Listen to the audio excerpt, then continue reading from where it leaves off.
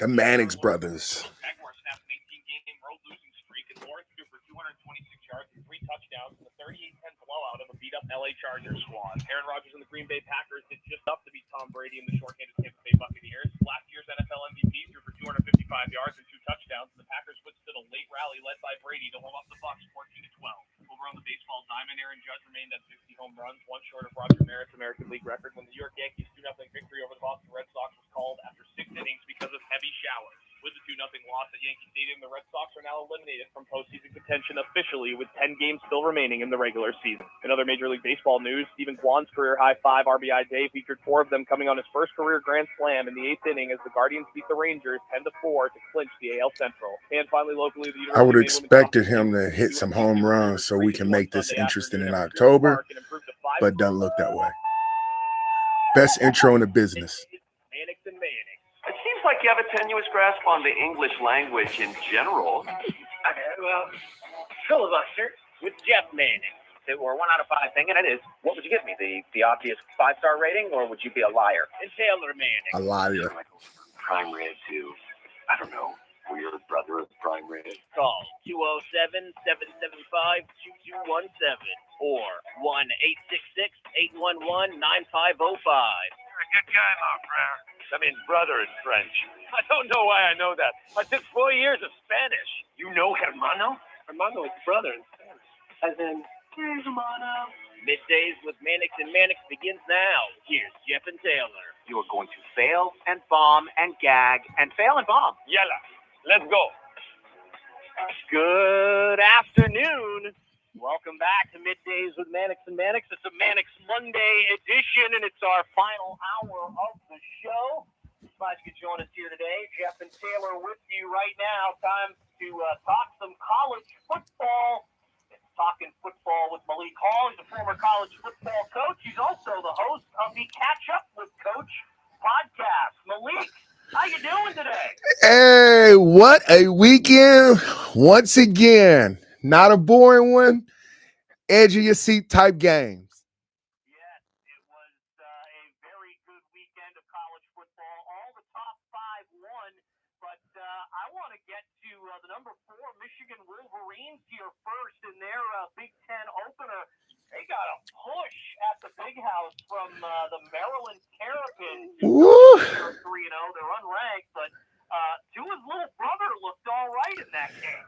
I tell you what, I think to see Tua on a Saturday and see him on a Sunday, Michigan had to deal with him first. And I tell you what, they're a resilient, that's a resilient bloodline. He went 20 for 30. It might have been a really, really tight game. He doesn't throw the 2 interceptions. But I love the McCarthy kid on Michigan squad. I think his strength, though, is not drop back. I think, he threw the ball 18 for 26 for 220, 2 touchdowns. I got to be honest, that's pretty good for him, but that's probably 6 more passes than I think that he needs to make when you have a running back, as Corum, 30 rushes for 242 yards. He was almost a machine. And McCarthy can run. I don't think they've implemented enough of quarterback run type plays for him, but in its right time. Again, this was their first Big Ten challenge, and Maryland is officially, I think, a Big Ten contender now. Yeah, I agree, and kind of switching over to the ACC, but keeping it in that top 5. Obviously, Clemson, 1 peg down from Michigan. They got pushed as well against number 21 Wake Forest. Double overtime, 51-45 victory for the Clemson Tigers. We had a couple of their fans text Emily joyous over the big win, and of course the running back Shipley there, 20 carries, 104 yards. But big win for Clemson getting pushed there. You felt like Wake Forest had it for a bit after that third quarter where they put up 21 points, but Clemson responded great and showed their resilience. Listen, okay, so I'm Wake Forest bias here because of Coach Clawson. He having some Fordham University ties, and me working for the defensive coordinator, Coach Cohen, down there at Wake Forest. So I think this was more about Wake Forest truly being an ACC contender. And what you're finding is Clemson has not found their stride yet. A year ago, Wake was on Clemson's heels once again. Clemson is the bar setter in the ACC, period. My wife did not blink to remind me of that after this game. And so, I think we know Wake Forest is a true contender. I think knowing that they got their first loss out the way, I don't know that Clemson is going to go undefeated. And so as we keep rolling here, if Wake Forest can hold the line and see if those Clemson Tigers get beat by someone else, because I think DU still has, I don't want to butcher his last name, right? So I think DU has some more growth, to some more development in them. And the tougher games, I don't know that he won't get squeezed out and force them to make on-time throws. And he did a lot of razzle-dazzle, which kept him alive. And ultimately, the catch to win the game was, you can't deny it. So kudos to the Clemson Tigers, Coach Dabo. But I think Wake Forest is on the come up. Yeah, I was going to say, I mean, it really does seem like a good step forward here for that program, no doubt here. Want to go further down here, though, because the first upset really came from the number 6 team in the country. Yep. Oklahoma Yep. Steelers going down to defeat at home against the Kansas State Wildcats. Kansas State, of course, has been a decent program here for a little while, but maybe not as good lately. Nice statement for them, though, to take down the Sooners in Norman. Coach, or Jeff, excuse me. I tend to call everyone coach. It's catch up with coach. Most of the time when we talking sports, you're a coach in this space. Jeff, coach, the Mannix brother coaches. I'm telling you, Oklahoma in that whole Big 12 SEC departure, like this is Kansas State statement. I think Oklahoma is legit, but I think Kansas State, they both programs have new head coaches. Kansas State is getting back to their formula of old, of running the ball and making you defend them. Oklahoma has some dynamic athletes. The quarterback, I mean, he went 26 for 39. And Kansas State guy threw it 34 times, 21. But where it became the difference, I think he ran for 120 yards as well. And so I also think Kansas State may have shown people big picture, the weakness of Oklahoma if you have a dual threat guy, because ultimately the run game is what beat them up. And if the table was flipped with that kind of game the Martinez kid had, we're talking about a Heisman quarterback on that team. Right? He threw for 230, ran for 150, total 5 touchdowns by himself. But now, how many people got that guy on their team to beat Oklahoma? Not many. And so that is truly, I think, the upset because of what the Martinez kid did. Yeah, it was an incredible one. And even USC got pushed a little bit. And that's where I want to take it next, because, a little theme that I kind of like keeping going with us is that we've talked a lot about the Pac-12 this year. And, they continue to impress. They have 3 teams that are right now 4-0. Washington got a big win. UCLA and USC kept it. Oregon and Utah with 1 loss apiece, Malik. And their only losses are to SEC teams. Right. Florida for Utah. The Ducks obviously lost to Georgia, which is, hey, whatever that case may be. You got the Washington Cougars at 3-1, Oregon State at 3-1, and Cal at 3-1. And by the way, Oregon State and Washington State put up great fights this weekend in their game. Washington State looked like they were going to win that game for a while. Absolutely. So, I mean, Lee, my question for you is continuing on this trend of the Pac-12. I mean, it looks like, as you like to say sometimes, Pac-12 got something to say. Yes, they do. And so you alluded to it, the SEC teams that beat the Pac-10 runners. Now, whatever Florida is with the Utah deal, Florida's still an SEC opponent, and it was still a barn burner. But now you're seeing Oregon might be all as advertised. And as they continue to climb that playoff chase, they're getting tested. And Washington State, I mean, they pulled it off just by playing defense ultimately, right? 44-41 what a game. And then you spoke to the USC. Like Oregon State, like these games are either shootouts, but a possession or a few away from it going the other direction, or a defense or bomb burner, but we haven't seen it more than 2 possessions yet. And so for me, you're right. Not to mention Cal, right? You got Oregon, who I think is going to peak right on time. They took their early loss. The game to watch for will be when they match up against USC, Cal, and Nose to see if they can get knocked off and who's the Pac-12 front runner. You would have loved for Stanford to give Washington something, but again, to what we found out last week about Washington beating up on a Michigan State, a Big Ten Michigan State. So you're right. The Pac-12 has something to say in every game so far. I mean, Arizona State is in turmoil in the worst way. So take them off the board until they rectify what they have to. The Pac-12, they're putting their bid in for that playoff spot. Though we have more playoff spots, they might be able to get 2 teams in this year.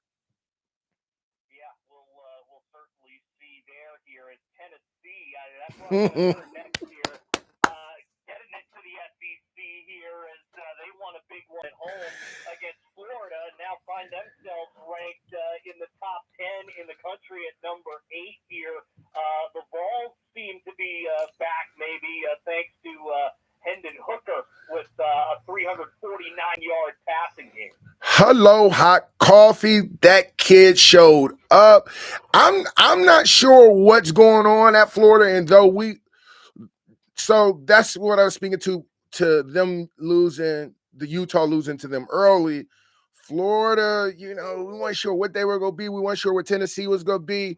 This was a clash of all blue blood programs reinventing themselves with new staffs, new players, or same players but new schemes.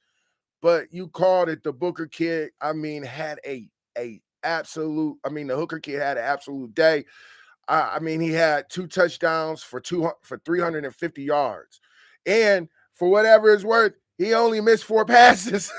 Like this kid might be that deal. And if he is, I wouldn't be surprised if we have him in a Heisman conversation in the next few weeks.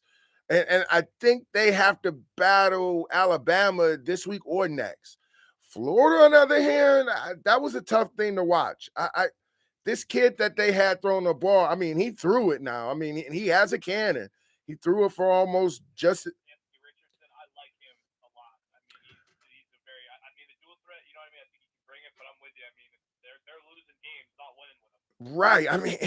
And you can't say look, this kid he threw the ball 44 times. He probably got hit 20 times. And for him he threw for 453 and had 2 touchdowns and a pick, and the pick was a tip. But he can't keep getting hit that much and be the team that they're going to need to be down the road in the SEC. And then the run game, 17 carries for 62 yards is not Florida football in my head. But I think this is a new staff breaking in a Florida team that's gone through, really, when you think about it, they've gone through 4 coaches in 10 years since Urban Meyer. There is no continuity or sustainability in that type of turnover. And so I'm hoping for college football's sake that Florida can turn it back up. But right now, looks like Tennessee, the Vols, put your vote in, because I think there's something to be said about where they are. Yeah, it's interesting that you bring up Florida too, because Anthony Richardson to me is an incredible player. I think he's going to probably get drafted. Right. Get a shot in the NFL. Right. And also, his brother Trevor too. So I feel like there's no short of talent at Florida this year, especially with some of the names they bring. But keeping it on the SEC a little bit, one of the teams that also kind of bounced back in a big way, I think too, Malik, this week was Texas A&M. A&M got a big win over Arkansas, who was ranked 10th at the time, 23-21. The A&M defense, by the way, had one of the easiest touchdowns I've ever seen. Yep. Yep. They find a way to win. They're 3-1 now, 1-0 in SEC, and I think maybe kind of showing, look, we might have lost to App State, but that's in the past. Ooh, Oh, we know it's not in the past because when the vote come out, that's gonna come back up. It's like your ex-girlfriend. Nothing's in the past. It's always in. It's always in the front of the head. Like right. So in that space, like Texas A&M beat Arkansas that they technically was the favorite.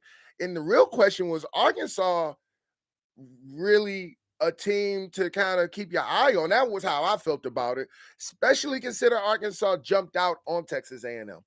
The Razorbacks, man. So yes, I think the Aggies rebounded. Yes, I do.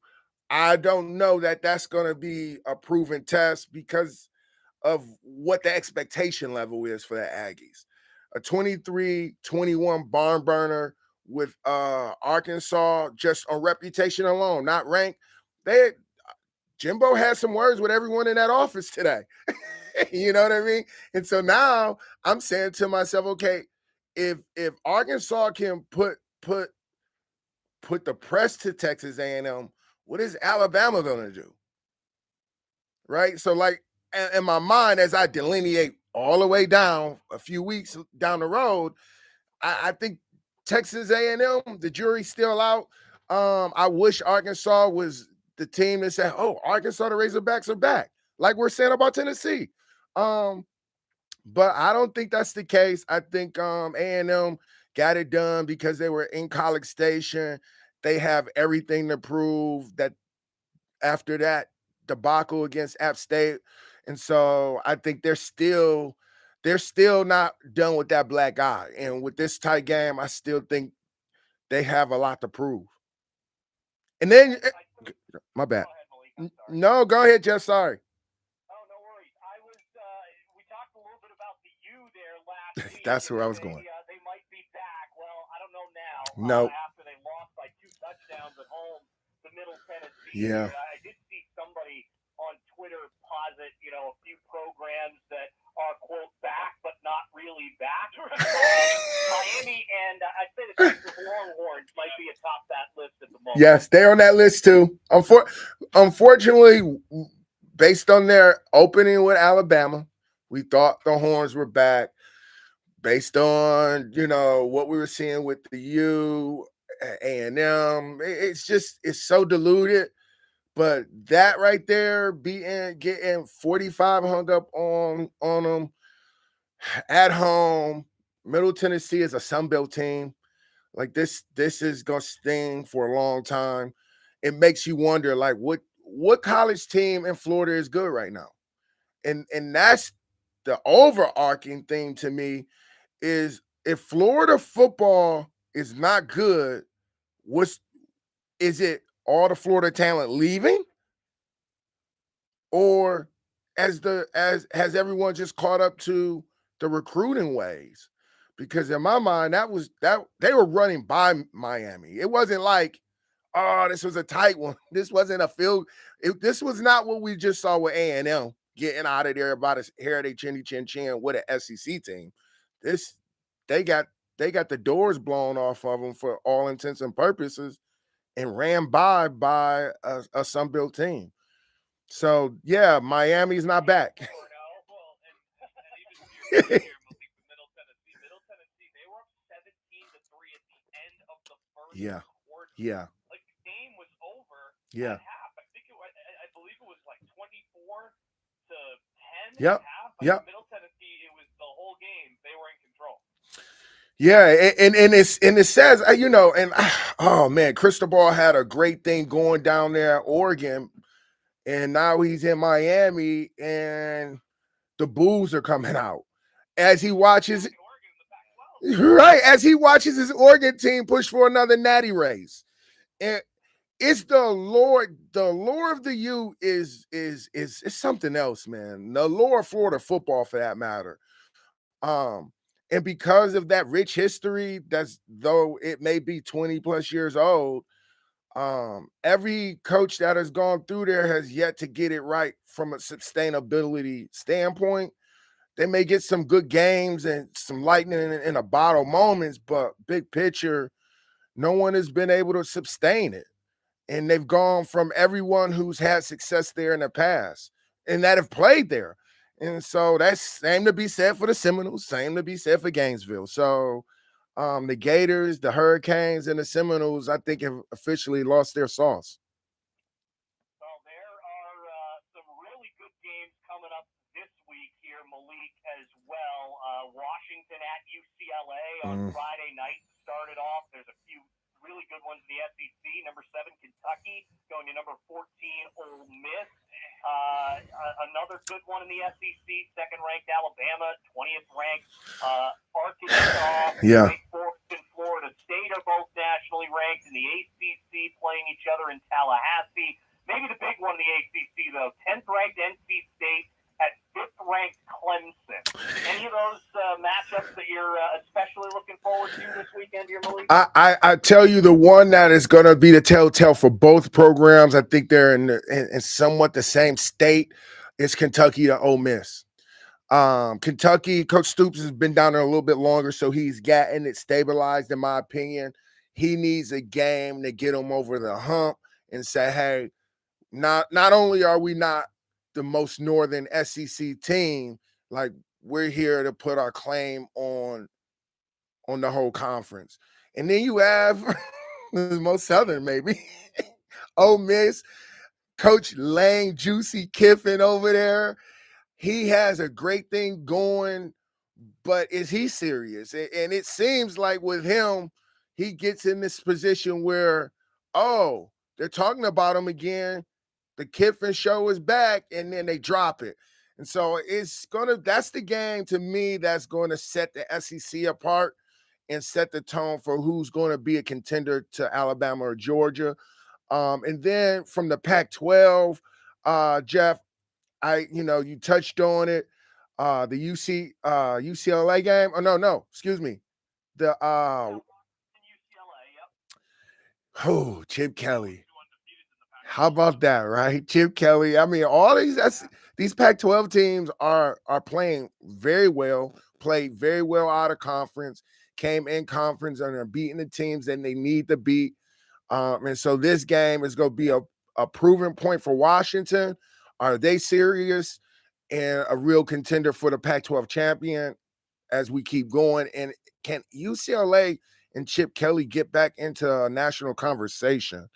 And then as you go to the ACC, you said it, Jeff, and that Clemson, North Carolina State, who's who now? Because Clemson just got pushed to the wires with Wake.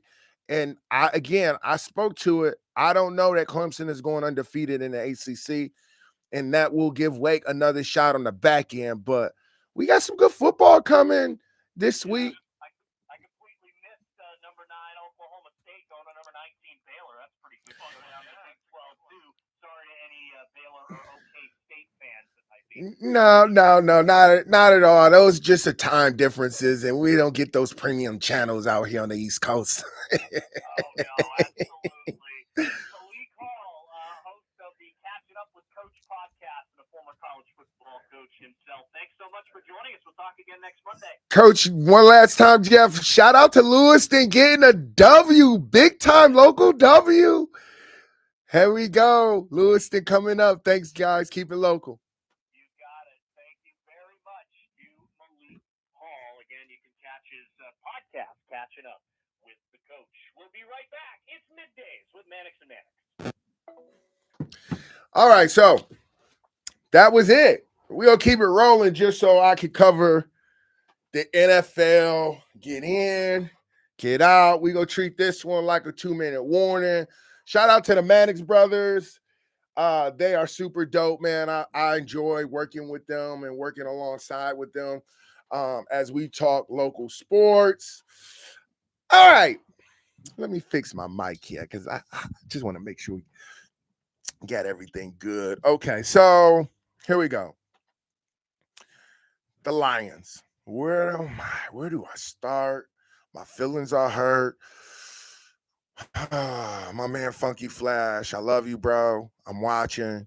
I know you hurt. I know you was like same old MF Lions. I know, bro.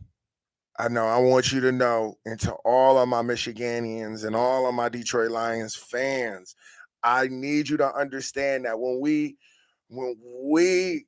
get excited about just doing well, we might go over the top. We might. But I don't see it any different still. The Lions are still a team to be counted in. Do I think we make the playoffs? Yes. Do I think I already went off last week. Do I think we can beat Green Bay? Yes, I do. Not as fast as I was last week. Do I think we can beat Minnesota next time? Yes, we will. Do I think we can win our conference? It will be tight. Yeah, man, that one hurt, bro. I'm hurt on that one. We come out on fire, which you cannot deny. We jump on their heads. But we couldn't sustain that. We can't sustain it. I know.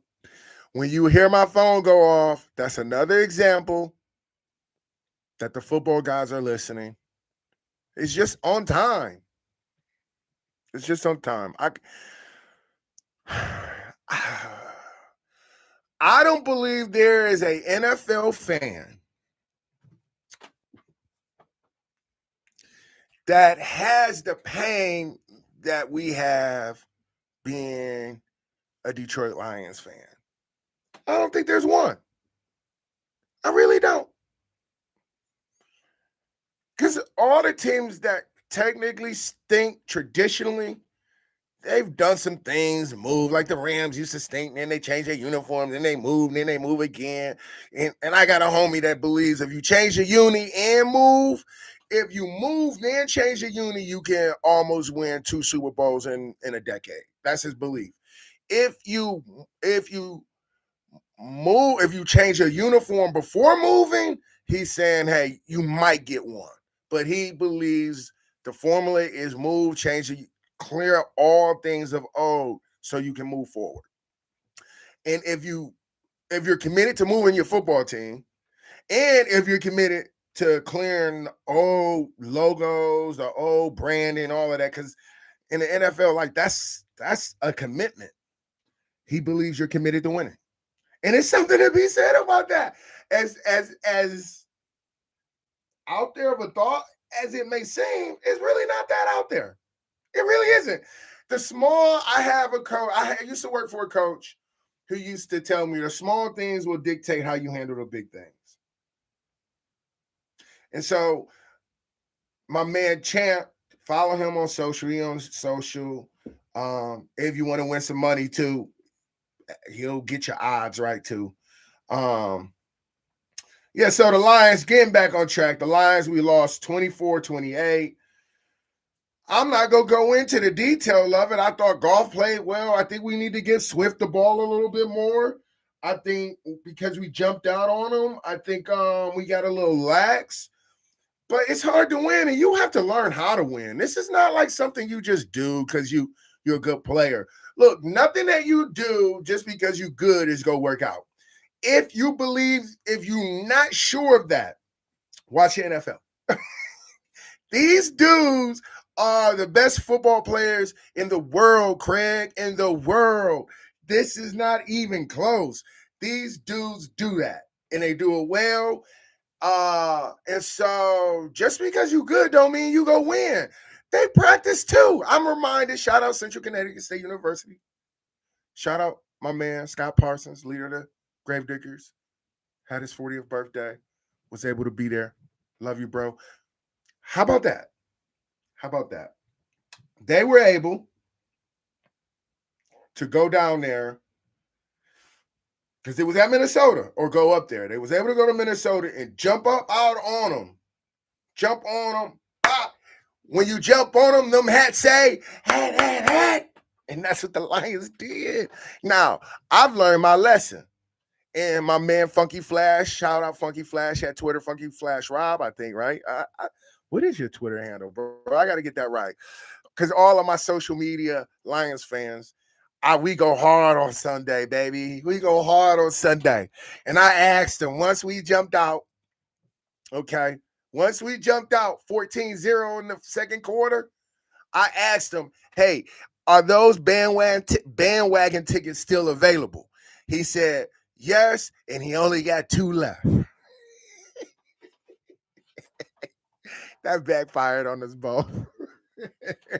So I'm going to stop talking trash, man. Listen, I'm used to talking trash because I didn't really believe we had a shot. Like, so I can talk trash. It costs me nothing. It sounds money. I'm going to talk trash about my Lions. I'm going to say, hey, we going to the Super Bowl. Do I really believe it? No. Maybe not. I have not been that cavalier or reckless to just yell out Super Bowl. But playoffs, winning season, 8-8, a little bit above 500, something like that. And so, it's house money. And I don't feel like when we were down 20, when we went up 24-21, okay, and we didn't make the kick,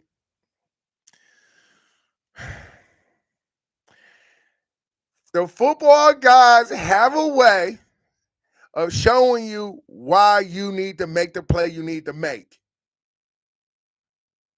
Period. That's like it. And when the game comes down to the last little bit, margin gets tight, buttholes get tight. Your ears you start to hear less. You start to focus on more or less, depending on your mental mindset. And when that field goal didn't go through, there was a moment in my mind where, hey, because I'm a football coach, don't worry about it. Don't worry about it. Don't worry about it. Let's go play some defense. Defense on 3. 1, 2, 3, defense. That's what I was saying in my head and in my heart. My heart is on this side. My heart, okay?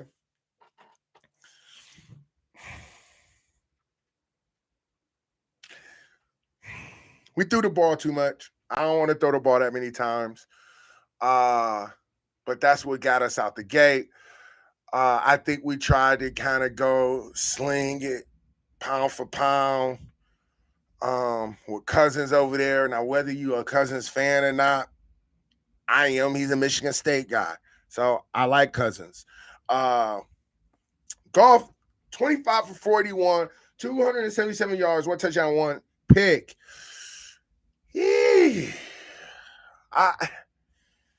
Okay, so the ratio run pass, they throw it 41, run it, give or take 31, right? And so I would like that to kind of be the other way, if possible, especially when they kind of got into their lead. And then the other thing is too, I'm not sure if DeAndre Swift, Jamal Williams, I don't know who the starter is. I like both backs. I do. Swift per carry right now is probably leading the NFL per carry. And that's the thing. He only carried the ball 7 times. He had 31 yards. You heard the ding. But I'm still a fan. I will always be a fan. Me being a coach, that's the coach part. I would have backed it up a little bit once we got in that lead. I'm not saying milk the league. I'm just saying be more strategic. Now the pressure is on Minnesota to now throw the ball or to get the ball downfield. And so for you, bootleg, run, 3-step, punt, bootleg, run, 3-step, punt, bootleg, run, 3-step, punt, bootleg, run, 3-step, punt. Now, that's just a formula. I'm not telling you that's the one you should use. I'm just saying, hats off. Lions keep plugging away. I love the Lions. Lions love us because the loyal Lions fans are a must. Period. And shout out to, okay, hold on. Where my guy at? Where he at? Because I put him, okay, I don't even know if Hutchinson played because I didn't see him, but the sack gang, my man on the sack gang, I think it's my man Charles. Yeah, Charles Harris. I don't think they even credit him for the sack, but I see you with the rip. I see you, baby. Keep doing your thing out there, man. Okay, so that's my Detroit Lions loyalists love. We done. We out of the Lions business. Okay, let's move on. All right, I don't know how you feel about Doodoo Brown. Doodoo Brown. Doodoo Brown. I can't believe they beat the Steelers. I ain't gonna front. I can't believe they beat the Steelers. And because the Steelers stay with like a Middle Eastern name quarterback, Trubisky, right? I'm just saying, Roethlisberger. And I think the kid, guys, I think the kid is the kid for Pittsburgh. I think he could have been a guy for Chicago. Again, NFL don't give you any time. The NFL is not college. College kids need to be developed. These dudes, you handpicking the best players in the world, Craig. So I get why they don't give NFL guys a whole lot of time. And as far as OJ calling for my man Tomlin job, this is just what I'm talking about. I'm not calling for jobs, and I'm not telling you to trade players. I'm just saying get better, don't make mistakes, and make plays. That's it. Be a playmaker, not a play mistaker. Where did I hear that? Who said that? I heard that somewhere. That's not original. So shout out to whoever. I'm stealing it. I'm going to make it hot. May even put it on a shirt or not. I don't know. But that's what it is. So Doodoo Brown got it done. 17-29. Okay. So for everyone who's not a Najee Harris fan, I don't know that I am either. He seems like he should be the type of back the Steelers need and want. He's athletic. He's big. Maybe the SEC is taking a toll on him. I also believe you don't have to give the one tailback 20-something carries a game. Although they not. They gave him 15 carries a game. And they split in the other one with Jaylen Warren. Now, whether he's the guy or not, I'm telling you, Trubisky ain't getting busy, so he ain't an answer. Yeah, Doodoo Brown got it done. Now, I say Doodoo Brown with love. If you don't know that song, look it up. Luke, Uncle Luke, that is. Uncle Luke, if you know who I'm talking about, is Uncle Luke. So, okay, now, all things considered, here's what we do know about Doodoo Brown, Cleveland Browns. The Cleveland Browns are not playing with their full deck yet. I am not necessarily sure that the Cleveland Browns should have offloaded my man Shake and Bake Mayfield. But whatever. That's their business. And as a business and as the Doodoo Brown Ball Club, they still have yet to stabilize the stable. If, which apparently is a big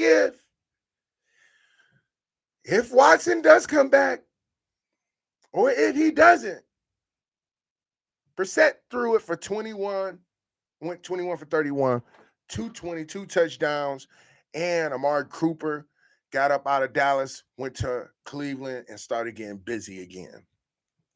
And shout out Nkoku, David Nkoku, New Jersey, Rutgers. Hello. He went off for 9 catches, 89 yards. So ultimately, I think they got the thing. And if they keep giving it to Nick Chubb, you're going to be all right. Now, here's a kicker. They got Kareem Hunt, and they gave Kareem Hunt the ball 12 times. Hunt is a solid backup. He was a starter, so don't sleep on that. I'm saying, can he go 23 carries, 20-plus carries a game, and they still got the backup 12 carries? So let's say the backup is going to do 10 to 15 carries a game. At some point right now, they putting a whole lot on my man Chubbs. And if my man D-Dub don't come back, this is going to be a little different, and it's going to get weird because every time they overload Chubbs, you get the result you get. And without another backup that can carry that same workload, and I suggest you start getting that horse ready now and start pitching pitch counting your running backs, guys, especially if you're relying on your running back to do the work that he does. And so total, they had 3 tutties out there and a few field goals, but they're going to have to do a lot better than that. And I'm not overly concerned about the Steeler Nation because that defense still is going to do what that defense does, and Coach Tomlin go get that right. But in the meantime, that league is a winnable league. You know it. I know it. All right. Jets. Jets. I don't know why I did the water sprinkler. I like the water sprinkler. All right. So let's talk Jets. The Jets are in a situation where I thought they would have beaten the Bengals because defensively they were going to get after, I thought they would get after Burrow. They did get after Burrow, but Burrow just did what Burrow does. Joe Shotgun Burrow, that is. Yeah, I'm full of nicknames. I'm here all day. So Joe Shotgun Burrow is getting it now. He went 23 for 36 for 275, 3 tutties. I wish they start putting the HB hits on cue. We used to call it hawks, right? They should put the hawks right before or right after completions or attempts. How many times he got hot hit on cue? Because then if he got hot 23 times, ask yourself, was that 36 times worth it? Ask yourself, was it 275 worth it? Right? Especially when you had a running back, Joe Mixon, a year ago who was getting it off. Maybe he's hurt because he didn't do great. And gave him the ball 12 times. He only ran it for 24 yards. Samaje Perine ran it for 47 yards on 9 carries.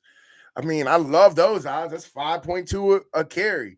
Defensive line wise, we would be losing our mind if someone was going 5.2 a carry. Now, the more carries he gets, the less likely he goes for that many, which also does not make sense for why Detroit isn't giving Swift the ball. I don't know why I digress back to Detroit. So the Bengals got it done. I don't know. Look, guys, they got a receiving core, and Jamar Chase ain't even went off yet. He has not gone off yet. And when he starts to go off, you're talking about a whole different ball game. And so, yeah, they got it done. The Bengals got it done, although I thought the Jets was going to get it done.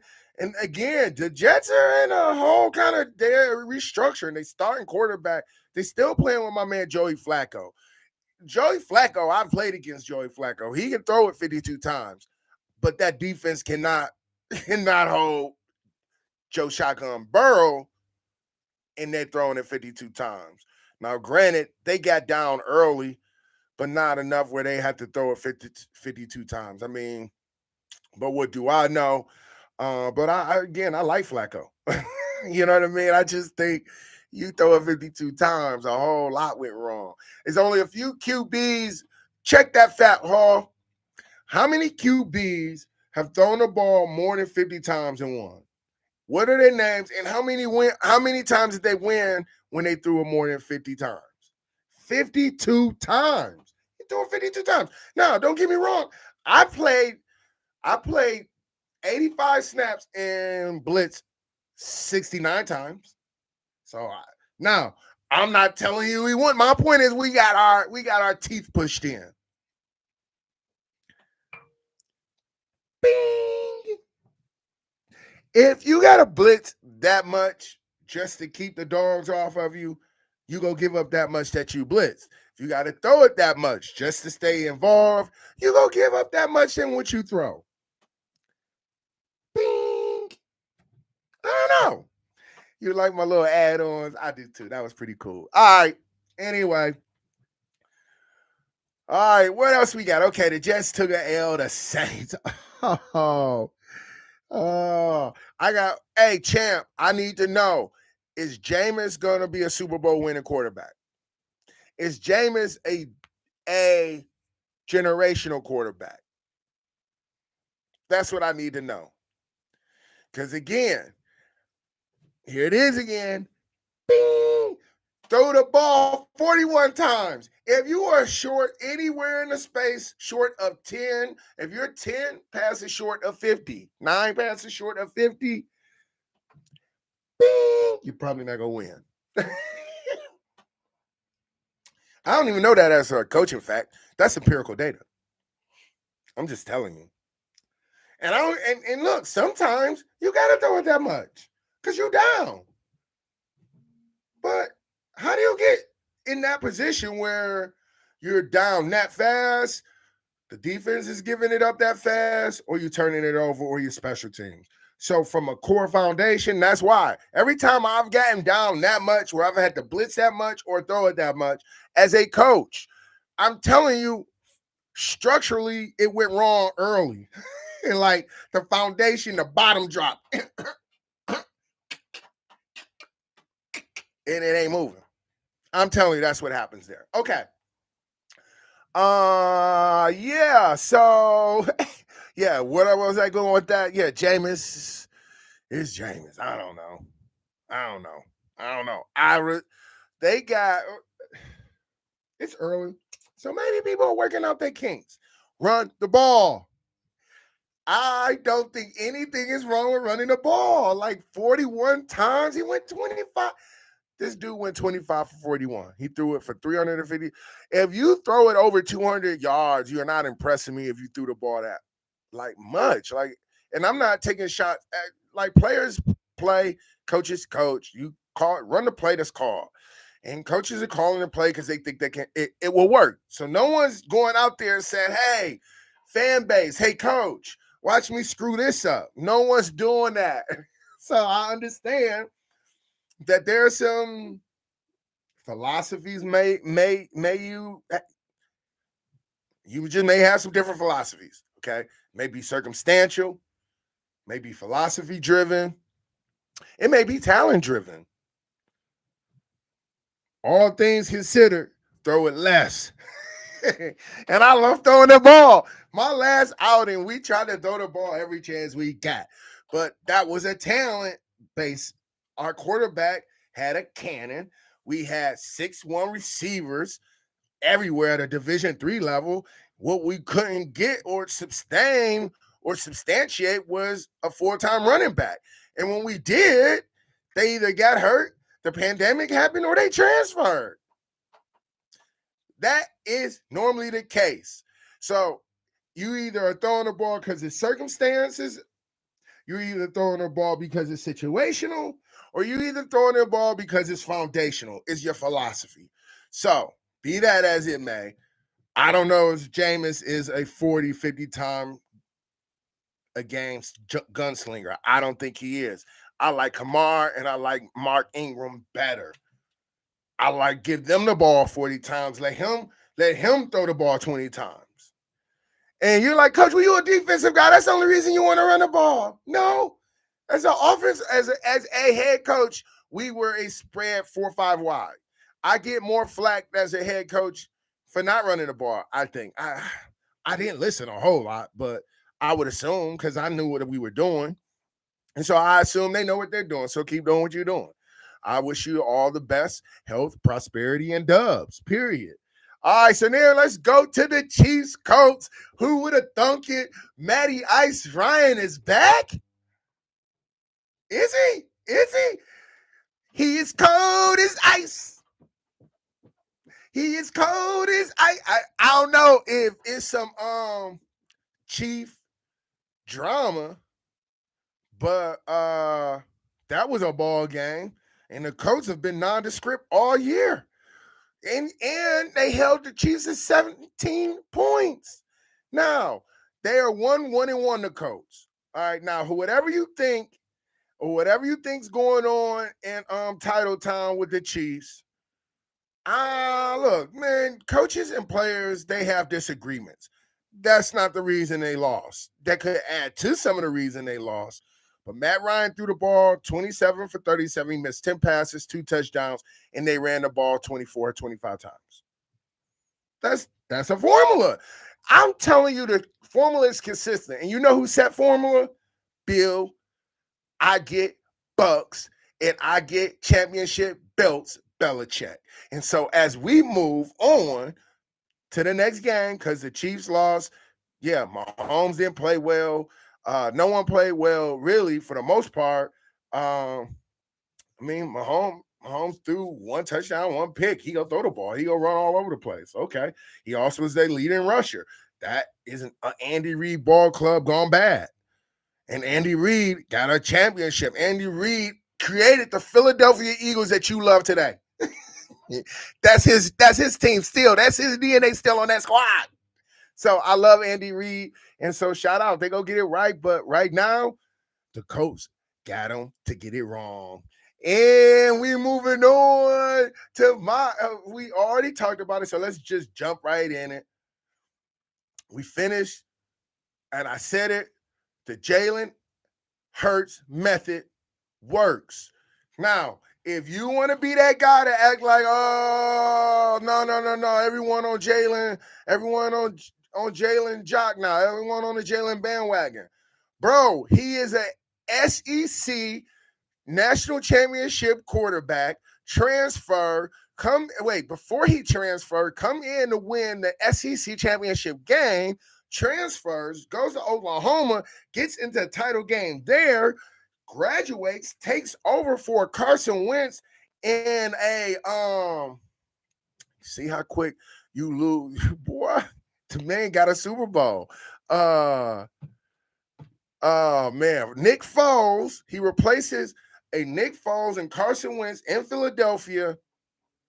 That's all this dude does is come in to replace an expectation, reset the bar for his bar and his expectation, and he's a winner.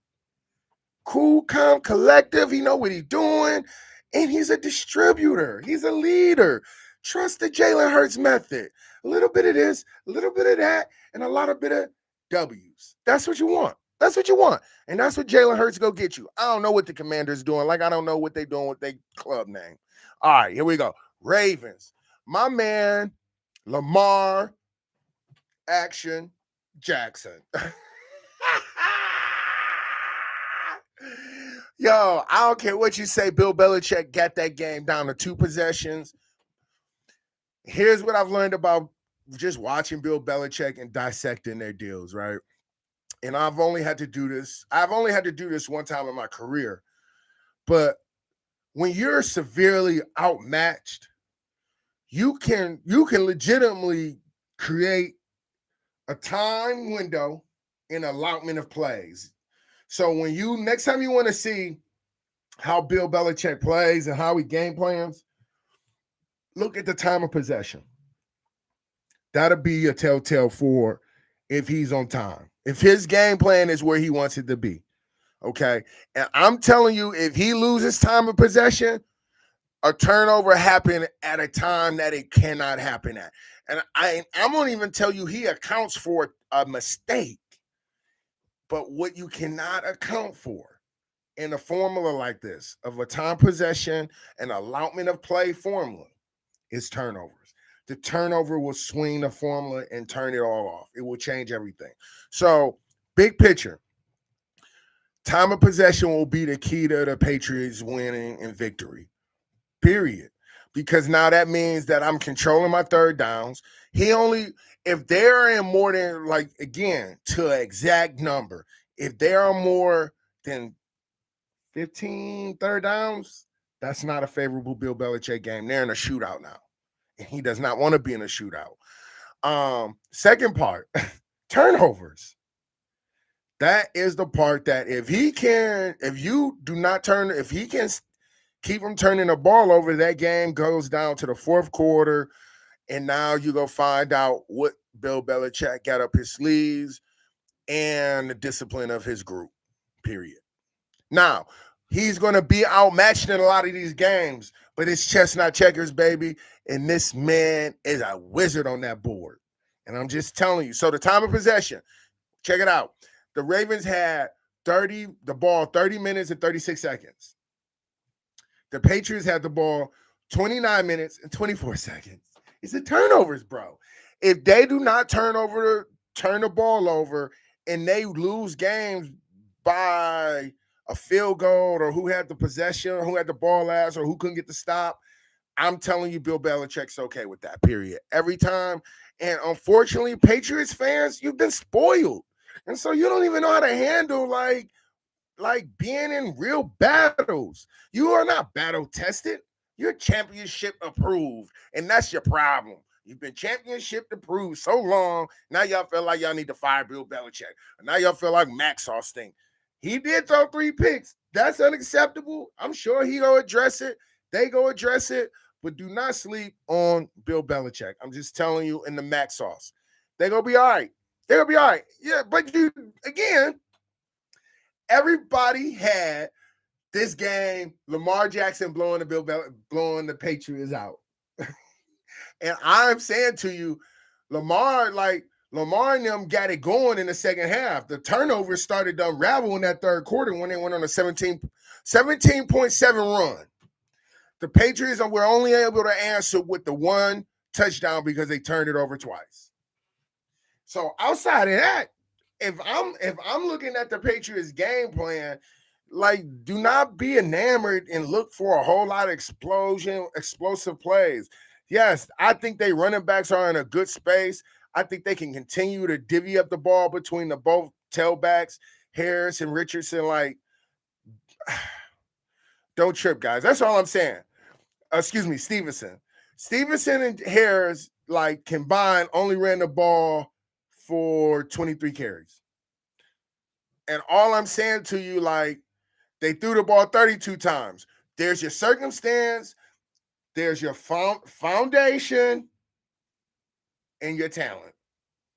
Those are the 3 things. And he only threw the ball 32 times. So time of possession allows you to keep your quarterback from trying to be, no pun, Tom Brady. Because you don't have to be. You don't have to throw the ball 40 times and win a game.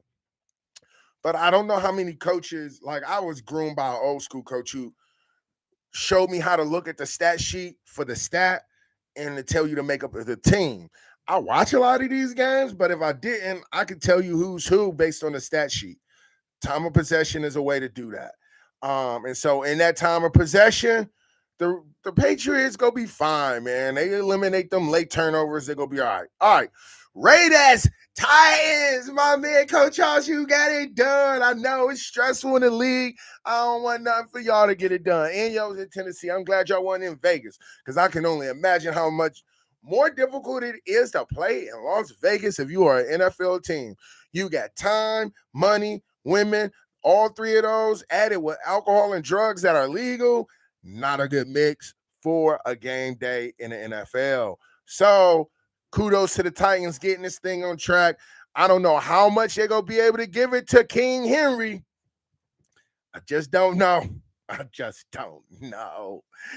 I'm going to tell you, 20 times for 85 yards, his cap is 20, 4.2 yards a carry. Ain't no one mad at that. But Tannehill, I think Tannehill's a player. But the turnover, man, last week they didn't win because they turned it over. They didn't win because they couldn't stop nothing. He was on fire a week ago. But the Derrick Henry show, Dontrell Hilliard only 2 carries. He got to give him the ball a little bit more. Not really. You don't want to give him that ball that much. You want to keep feeding Henry. Period. I'm just saying, you want to keep feeding Henry. Look, Hilliard is the sub to get the guy some blows and some rest. But again, you got to ride that horse. You got to ride it. But at some point, every ride needs gas, baby. And so I wish the Titans the best. Love you down there, Hoss. Keep coaching away, man. And hey, and then that Raiders are 0-3. That is not a bad 0-3 Raiders team, people. Don't even sleep on Josh McDaniels. He gonna be all right. If he can hold the line, he gonna be all right. He'll get it right. All right, Texas Bears. The Bears got it done. And I'm not a Bears fan at all. They beat the Texans because the Texans, who are the Texans? And who is Justin Fields? Justin Fields is a 8 for 17, 2-pick quarterback right now. But I'm going to tell you who is toting that thing. Tote. Khalil Herbert. That man toting that thing. 20 carries, 157 yards, 7.8 yards a carry. Yes, that's who Justin Fields is. Justin Fields is handoff. And when he can get the big play and do some things with his arm and move around, let him do it. I would say take the Patriot blueprint or game plan and apply it to Justin Fields. He's a good player, but if he gets in his head, the NFL media get down on you, forget about it. He'll be Dunsky. That's all we're going with. That's all we got. Until next time, this is Catch Up with Coach. I am Coach Malik. Oh, this is what we do. We talk sports with you. Peace.